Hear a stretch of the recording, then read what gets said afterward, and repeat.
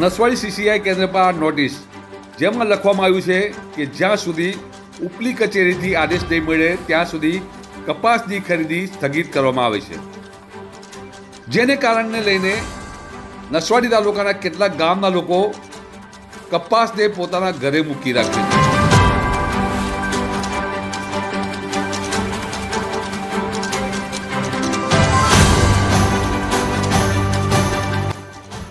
ઘરમાં મૂકેલું આ જે કપાસ છે એ જો ખાનગી વેપારીને આપે તો તેમને પૂરતું વળતર મળતું નથી, જેને લઈને હવે રાહ જોઈ રહ્યા છે કે સીસીઆઈ તેમની કપાસની ખરીદી ક્યારે કરશે.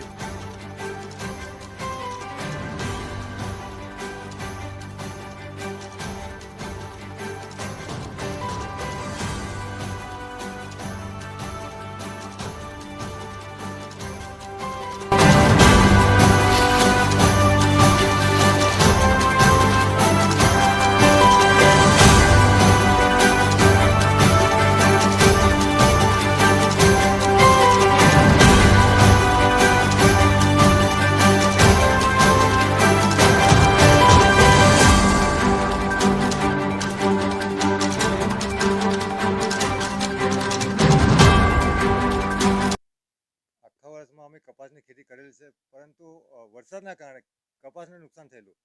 આમાં નુકસાન થવાથી અમને 50% ખેતીનું ઉત્પાદન થયેલું છે કપાસના પાકમાં.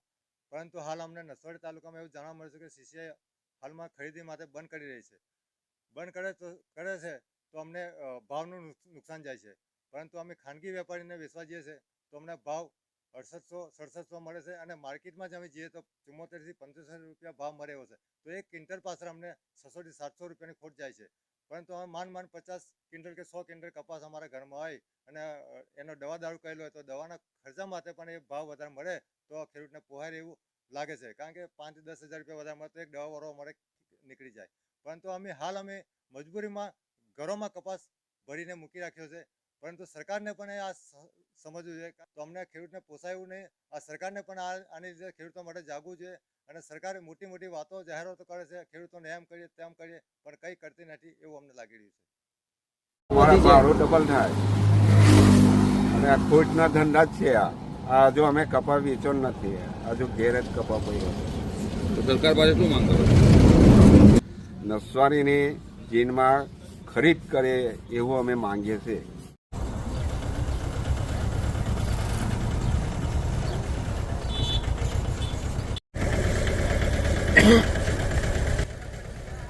કેટલાક ખેડૂતોને પૈસાની તાતી જરૂરિયાત હોય, પોતાના ઘરે મૂકેલો કપાસ હવે કેટલાક ખાનગી વેપારીઓને આપી પણ રહ્યા છે, કારણ કે તે એમની મજબૂરી છે. તો કેટલાક લોકો જે બીજા કેન્દ્ર પર સીસીઆઈ ખરીદી કરે છે ત્યાં દૂર સુધી તેમને જવાનો વારો આવ્યો છે.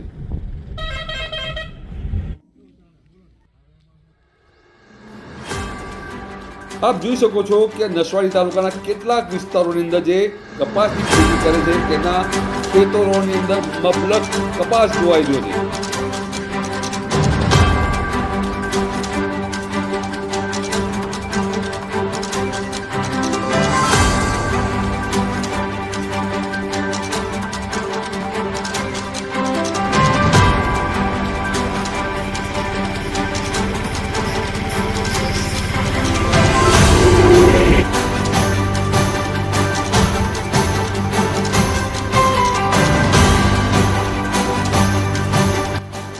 सीसीआई ना अधिकारी शू कहे जी जो किए स्थगित किए कुछ दिनों के लिए, अगले आदेश तक जो प्रशासकीय कारणों से कुछ दिनों तक खरीदी स्थगित किए, बंद नहीं किया.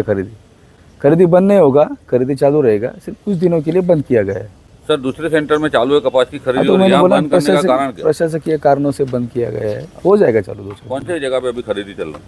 अभी हांडोर चल रहा है, बहादुरपुर चल रहा है, कलेडिया चल रहा है, कोसिंद्रा चल रहा है.